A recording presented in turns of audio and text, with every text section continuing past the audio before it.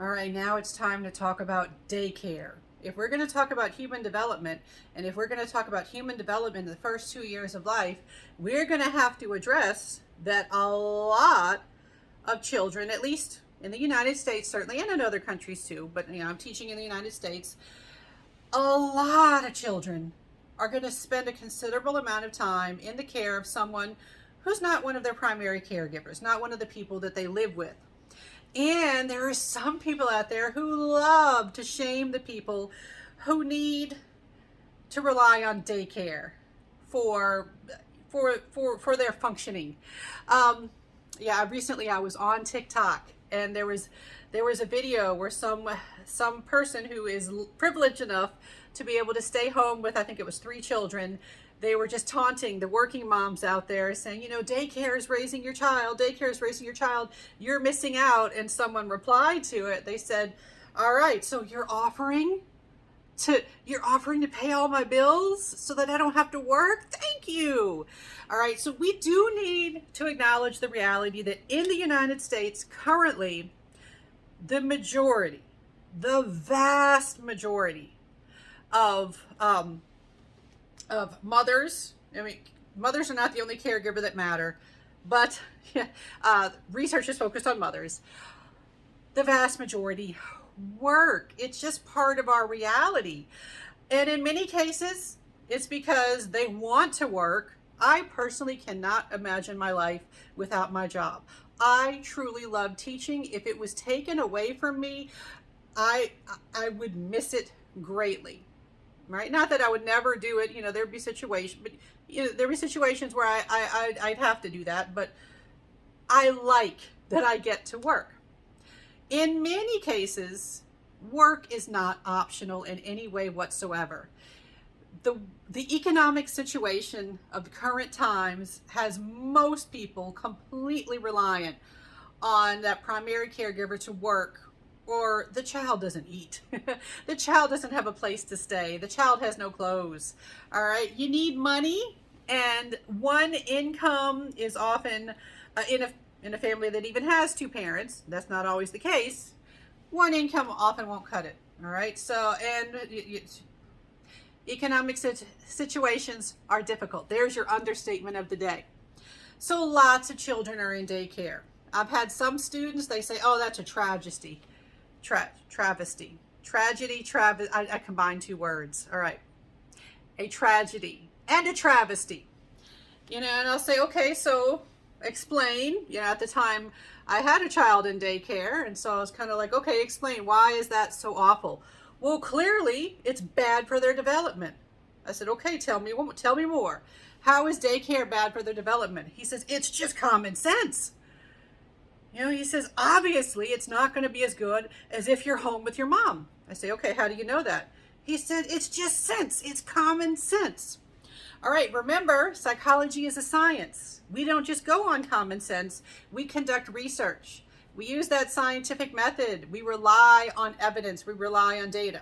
So what do studies show about daycare?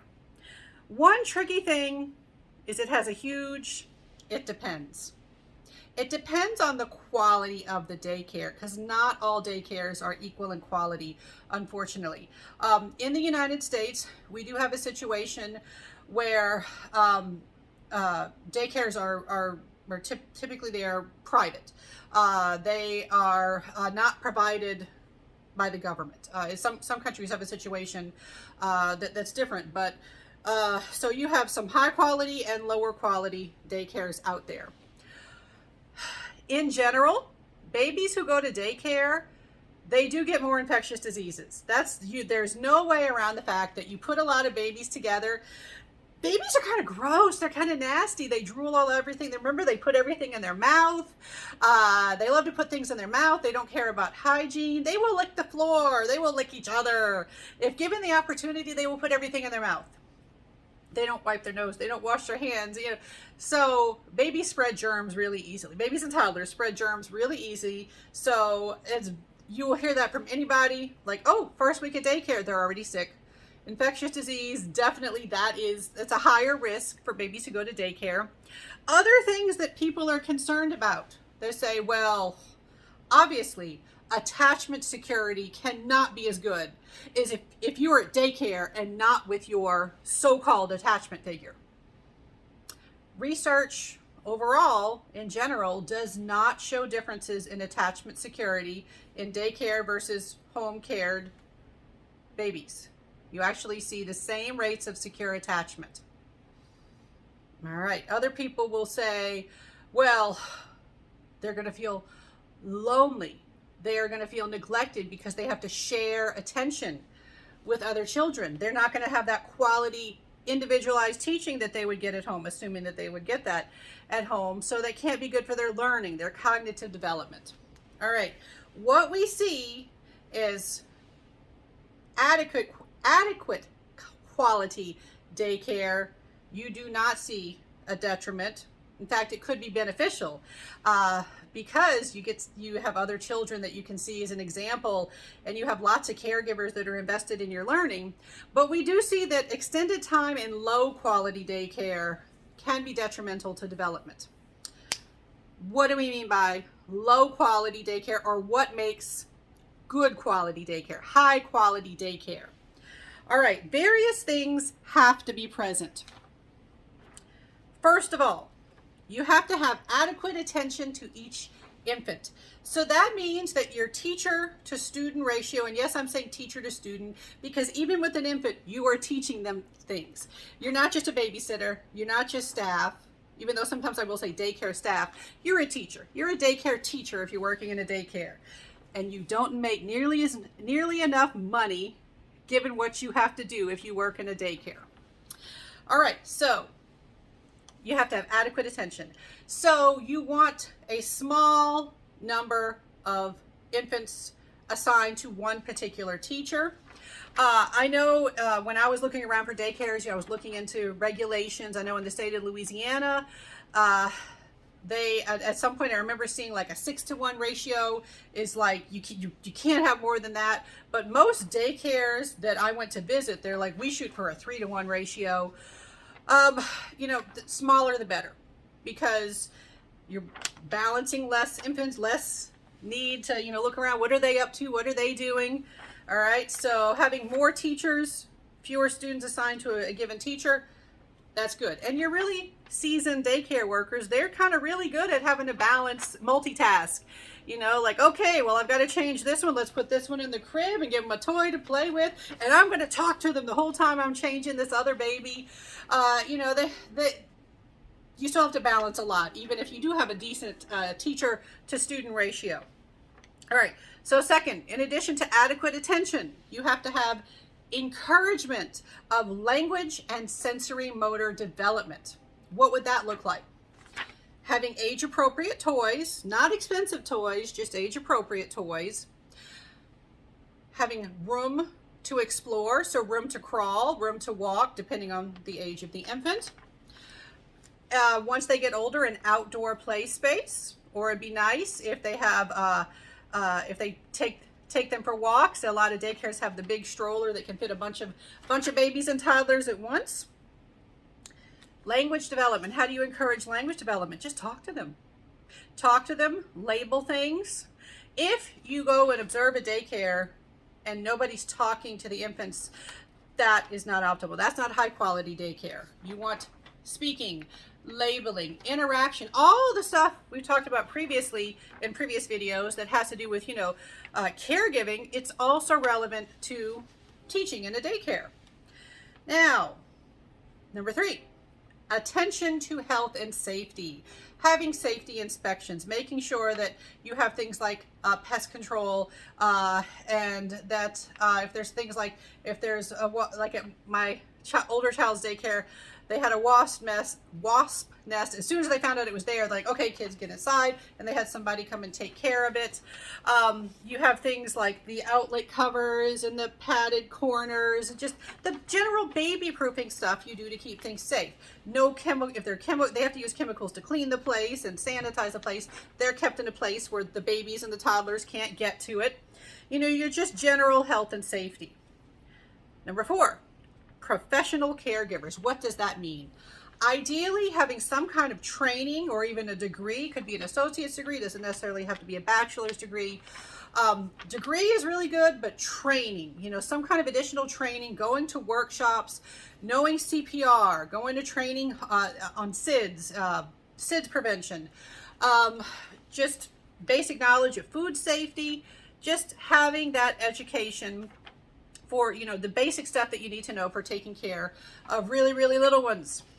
And number 5, and this one is really hard to measure, and it can often be forgotten as essential to good daycare, and that is warm and responsive caregivers. Warm, meaning they have a general positive emotional presentation. They seem like they like the kids. You don't want to walk in and have that daycare teacher be like, I hate these kids. Even if you feel that, because it can be very stressful, think, don't say. And responsive, sensitive, responsive, involved. If the child gives you cues, you respond. But if the child's looking for attention, even if you can't drop everything, you're like, hey, how you doing? What are you doing over there? Trying to have synchrony and other things that we've talked about previously in previous videos. Paying attention to the children, giving them lots of attention, talking to them in a warm manner where it just feels like I like these children. Even if you're having a bad, stressful day, just say, hi, how are you doing? I'm sorry it took so long. I was busy cleaning up that big mess over there because someone threw up on the floor. How are you doing? I'm paying attention to you now, and I'm smiling, and I like you. I am warm, and I like you. These little things that are good for caregivers, for parents, they're good for daycare teachers too. Now, finally, a lot of these things are handled by daycares being licensed.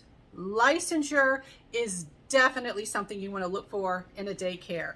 A non-licensed daycare, they are not legally required to provide any of the stuff that's recommended. Recently, where I live, a few years ago, we did have this horrible news story where a baby died at daycare, and it was an unlicensed home-based daycare.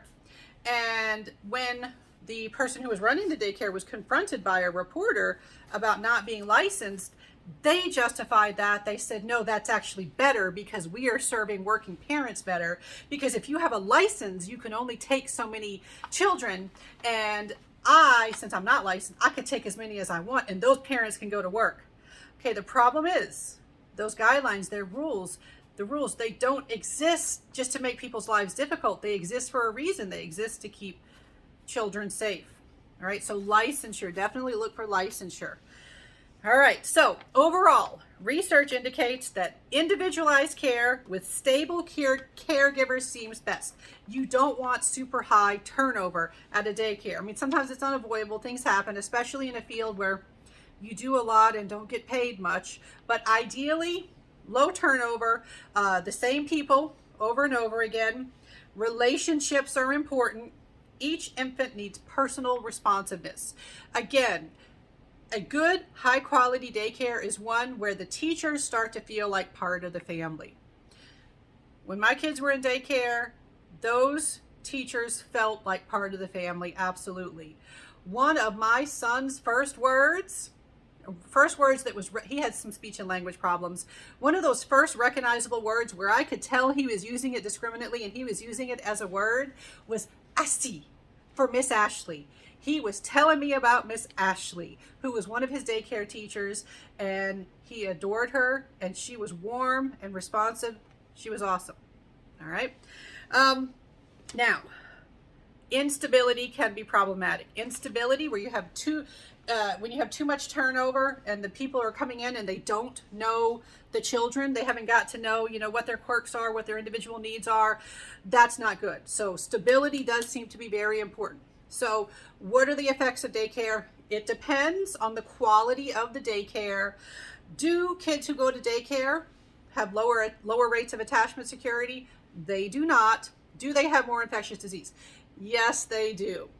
All right. So if you ever end up having to shop for a daycare, look for licensure and look for those 5 core components that we talked about.